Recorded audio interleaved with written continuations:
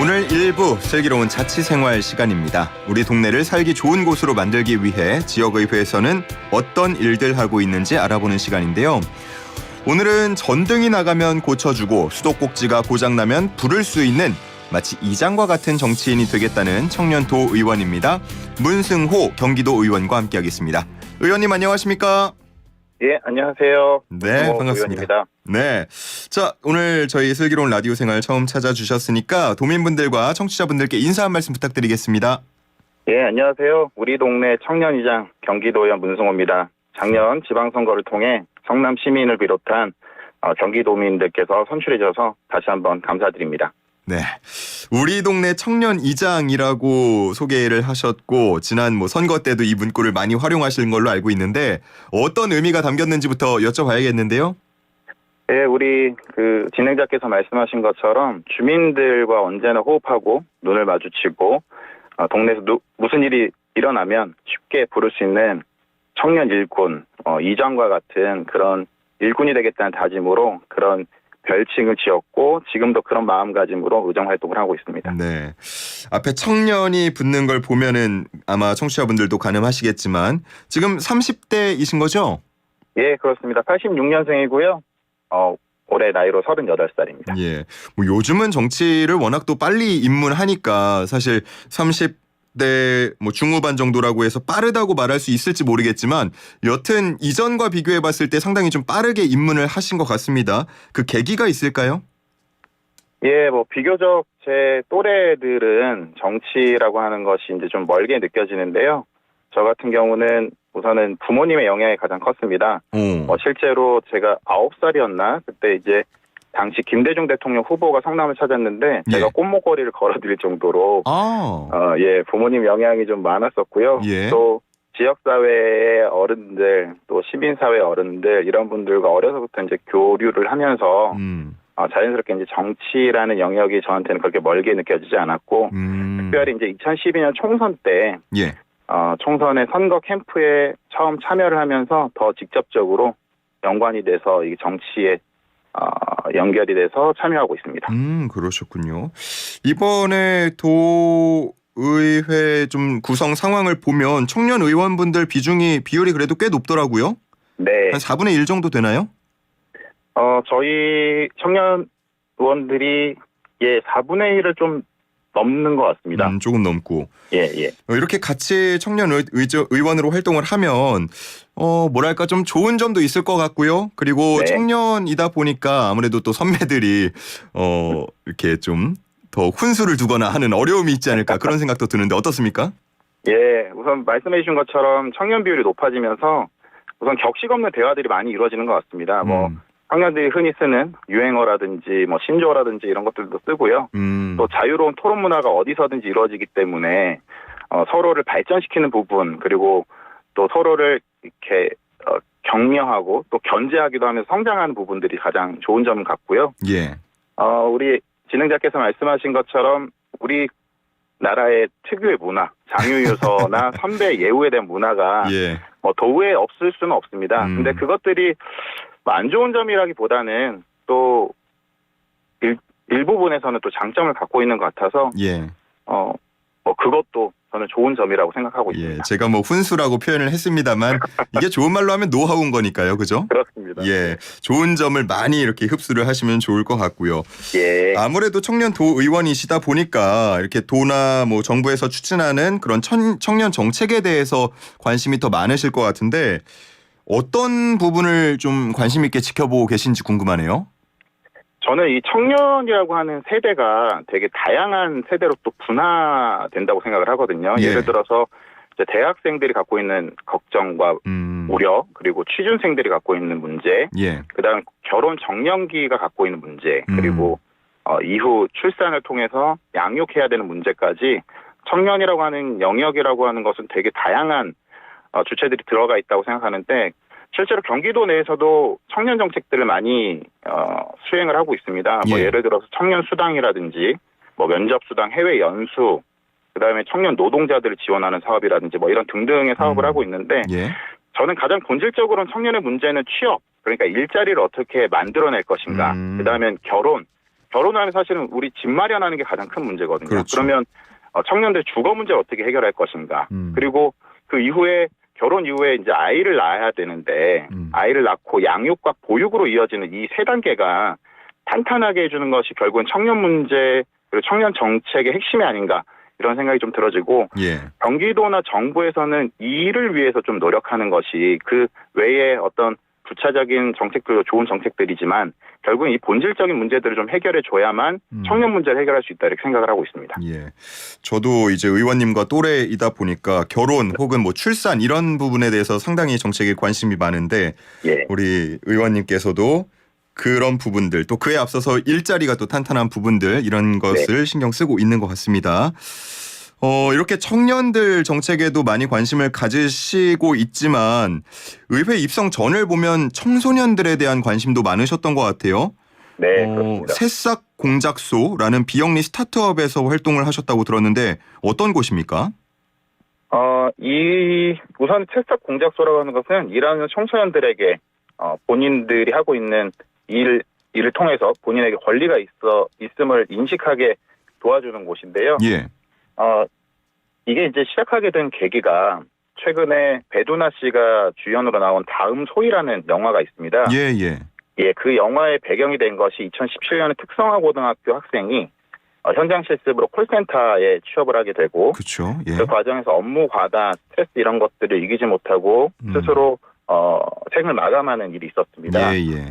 이 일을 접하고 나서 왜 청소년들이 일하다가 죽어야만 했을까? 또 청소년이기 때문에 우리 사회에서 무시되는 경향은 있지 않을까? 이런 예. 것들을 고민하게 됐고요. 청소년들한테 뭐 미력이지만 또 많은 지식이 있는 건 아니지만 적어도 본인들의 권리가 있고 그것들을 주장할 수 있는 사회 풍토가 돼야 되고 그런 청소년들이 이 사회에 많아져야 한다. 이런 생각을 가지고 그 사업들을 진행했었습니다. 예. 그러면 구체적으로 뭐 학생들에게 교육을 했던 건가요? 어떻게 되는 건가요? 예, 교육도 하고요. 컨텐츠 개발도 하고요. 뭐 웹 드라마도 만들어 보고요. 예. 그런 시도들을 했었습니다. 실제로 그러면 학교도 찾아가 보셨을 텐데 네. 그렇게 가서 뭐 강의도 하고 이야기도 나눠 보시면은 그 학생들 반응이 어떻던가요? 우선은 이제 노동이라고 하는 단어가 우리 사회에서 갖고 있는 게 되게 좀 뭐라 그럴까요? 좀 안 좋게 보는 시선들이 있는 것 같아요. 좀 거부감을 드는 그런 경향이 있는데 예. 실제로 이제 교육의 방식이 아이들의 참여형으로 또 질의응답을 통해서 이렇게 진행되다 보면 처음에는 좀 거부감이 있었던 아이들도 처음엔 관심 없고 뒤짐지고 있고 뭐 자려고 하는 친구들도 나중에는 관심 있게 지켜보고 참여하는 것들을 볼 수가 있습니다. 그랬군요. 이게 일반 학교들만 찾아가신 건 아니죠? 예, 그렇습니다. 뭐 일반 학교라 그러면 이제 그 인문계고, 특성화고, 그다음에 뭐 방과후 학교 밖 청소년들 뭐 이런 학생들이 불러주는 곳이면 어디든지 갔었고요. 예, 그렇게 활동을 했습니다. 예. 뭐 그런 활동을 해서 그러신지 상임위도 교육행정위원회를 지금 맡고 계신데 예. 그런 의미에서 선택을 하신 건가요? 예, 기본적으로 이제 청소년들이 잘 성장해야 우리 사회를 주축으로 하는 세대가 될 거고, 그래야 그런 과정에서 이제 교육이라고 하는 것이 굉장히 중요하기 때문에 예. 첫 번째 상임위를 교육행정위원회로 선택하게 됐습니다. 예. 그러면 지금 상임위 활동하시면서 가장 관심을 갖고 계신 현안이 있다면 어떤 게 있을까요? 뭐 이제 제가 아무래도 출신이 노동인권 강사였기 때문에 예. 노동인권 교육이 우리 경기도 내에서 좀 활발하게 이루어져야 된다. 이 부분이 이제 가장 첫 번째 현안이고요. 예. 두 번째로 제가 요즘에 관심 갖고 있는 건 잔반 처리 비용입니다. 잔반 처리 비용이요? 예. 예. 지금 경기도교육청 전체 2,500개 학교에서 연간 아이들이 먹고 남은 음식물 처리 비용으로 연간 85억에서 100억 정도를 사용하고 있거든요. 예. 예, 그래서 저는 이거를 푸드뱅크, 경기도 내에 있는 푸드뱅크 혹은 복지관과 연결해서 어르신들 혹은 차상위 계층에 이 음식들을 제공하면 첫 번째는 예산 절감이 되지만 두 번째는 복지 사업으로 활용될 수가 있고 예. 세 번째는 환경까지 보호할 수 있으니까 일석삼조의 효과를 볼 수 있다고 주장하고 있고 그것의 시범 사업으로 올해 지금 성남과 용인에서 이것이 진행되고 있습니다. 시범 사업도 이미 진행하고 있고요. 예, 진행하고 있고요. 그리고 제가 이제 지난 행정감사 때 지적했던 것이 학교 내 구령대들이 많은데 예. 구령대가 이제 위험하기도 하고요. 또 일제 잔재이기 때문에 아하. 이것들을 문화의 복합 공간, 아이들의 놀이터 이런 걸로 좀 변화해야 된다. 이런 것들도 강조하고 있습니다. 아, 그랬군요. 알겠습니다. 그 최근에 대표 발의하신 법안을 하나 보면요. 예. 어린이 통학로 교통 안전을 위한 조례 일부 개정 조례안인데 이게 구체적인 주요 내용들이 어떤 게 있겠습니까? 우선은 이제 학생들이 통학 시에 교통 안전을 지도하는 전방위적인 조례라고 보시면 될 것 같습니다. 예. 일례로 이제 서울에서 일부 구에서는 워킹 스쿨 버스라고 해서 일정 지역의 학생들을 모아놓고 이 학생들을 학교까지 데려다 주면서 이쪽은 위험한 곳이다. 길을 건널 땐 이렇게 해야 된다. 이런 것들을 교육하면서 가는 그런 제도들이 있거든요. 그러니까 최근에 뭐 여러 일들이 일어나고 있습니다만 교통 안전과 관련된 책임을 지고 예. 이 통학 시에 일어날 수 있는 모든 문제에 대해서 지도하는 지도사라고 볼 수 있는 조례입니다. 예. 말씀해 주신 것처럼 이 안전을 담당하는 교통안전 지도사를 배치하는 내용이 핵심일 텐데 지금 그 녹색 어머니회 같은 네네. 안전제도 해주시는 분들도 계시지 않습니까? 그렇습니다. 아마 이 부분하고 뭐 역할 중복 이런 문제가 논의가 됐던 것 같은데 어떻습니까? 예, 우선은 그게 검토 보고서에 이제 내용이 담기지 않았기 때문에 저희가 그 내용을 완전히 확인할 수는 없지만 저도 일선에서 녹색 어머니회 그리고 어머니 폴리스 이런 분들하고 정담회도 가졌었고요. 그런데 이게 이제 자원봉사 수준에 머물러 있습니다. 예. 또 일선의 학교에서는 학교와 학부모들 간의 갈등도 있고요. 예전에는 이제 자원봉사를 기꺼이 수행했었지만 최근에 이제 부모님들이 맞벌이다 뭐다 해서 그렇죠. 바쁘시고 또 이거를 인력을 또 사가지고 일부러 인력을 본인들이 구해서 배치하는 그런 경우까지 발생을 하고 있는 거거든요. 예, 그래서 그런 것들을 전체적으로 좀 보완하고 이제는 지자체에서 책임지고 이런 것들을 해 나가는 것이 앞으로의 방향성이다. 예, 이렇게 생각하는 과정에서의 조례이기도 합니다. 예, 이게 좀 순조롭게 진행이 되나 싶었는데 뭐 번복이라고 해야 할까요? 좀 처리가 미뤄지게 된 것 같아요. 예, 그렇습니다. 어떤 문제가 있었습니까? 우선은 아까 말씀드렸다시피 이제 검토 보고서가 집행부로부터 왔는데 그 답변이 좀 미비했었고요. 또 이게 이제 그 당시에 배석했던 국장이 건설국장인데 이게 사실은 좀 혼합돼 있습니다. 혼재되어 있는데 건설국과 교통국 이게 이제 건설교통위원회에서 심의를 하다 보니까 이게 좀 혼재되어 있었는데 사실은 이 전반적인 문제에 대해서는 교통국장이 또 대답을 해야 될 그리고 그 속속들이 내용들을 알고 있었는데 그 대답하는 과정에서 좀 미숙함이 있었고요. 예. 이런 것들을 좀 보완해서 6월 정례회 때 다시 상정하는 것을 지금 목표로 하고 있습니다. 그렇게 됐군요. 알겠습니다. 네. 자, 지역구 얘기도 잠시 나눠보겠습니다. 성남이 지역구시죠? 그렇습니다. 예, 성남에서 나고 자라셨다고 들었어요. 맞습니까? 예, 맞습니다. 지금 살고 있고요. 그러면 애정이 상당히 크실 것 같은데. 예. 지금 뭐 관심 갖고 지켜보는 지역구 현안이 있다면 어떤 게 있겠습니까? 우선 이제 제가 지역구가 전체 9개 동입니다. 그리고 그 9개 동이 모두 재개발 혹은 이제 개발이 이루어지면서 굉장히 좀 공사들이 많이 진행되고 있는데요. 여기에서 이제 기존에 살고 계셨던 분들과 또 새롭게 들어오시는 분들 이런 분들이 이제 막 혼재되면서 여러 가지 이제 새로운 양태들이 벌어지고 갈등들이 많이 일어나고 있습니다. 예. 정치인으로서는 이제 그 가운데서 어떻게 조율해 나가고 이런 갈등들을 최소화할 것인가 이런 거에 좀 중심을 두고 있고요.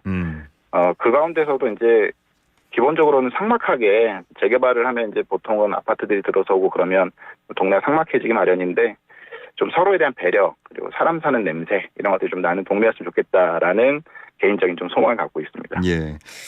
지금도 살고 계시다고 하니까 한 30여 년 전과 지금 성남의 모습들이 뚜렷이 기억이 나실 텐데 어떻습니까? 과거와 비교해서 많이 발전했죠? 예, 그렇습니다. 예전에는 이제 뭐 주택단지로서 이렇게 사실 이제 구성남, 수정구와 중원구는 대부분 이렇게 높은 지대에 주택들이 이렇게 들어가 있었는데요. 그것들이 이제 대부분 좀 정리가 되면서 고층 아파트, 고급 아파트들이 들어서고 있는 현 상황입니다. 예.